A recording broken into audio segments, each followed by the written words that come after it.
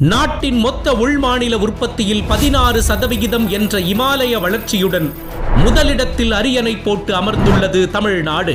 இதை சொன்னது தனிப்பட்ட அமைப்போ அரசியல் கட்சியோ தமிழ்நாடு அரசோ அல்ல, மத்திய நிர்வாக குழுவால் நிர்வகிக்கப்படும் ரிசர்வ் வங்கி வெளியிட்ட தகவல்தான் இது.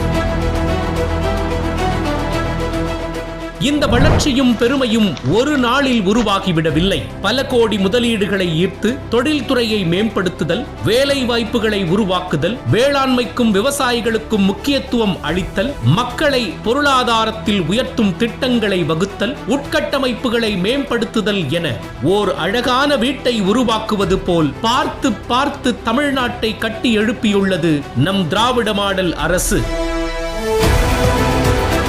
ஒன்றிய அரசின் ஆதரவோ நிதி பங்களிப்போ இல்லாமல் அடைந்திட்ட இந்த உச்சம் முதலமைச்சர் மு.க.ஸ்டாலின் அவர்களது தொலைநோக்கு பார்வைக்கும் நிர்வாக திறனுக்கும் கிடைத்திட்ட அங்கீகாரம். இயற்றலும் ஈட்டலும் காத்தலும் காத்த வகுத்தலும் வல்லதரசு என்ற வள்ளுவரின் வரிகளுக்கேற்ப இன்று இந்தியாவிலேயே வேகமாக வளரும் மாநிலமாக உருவெடுத்துள்ளது தமிழ்நாடு.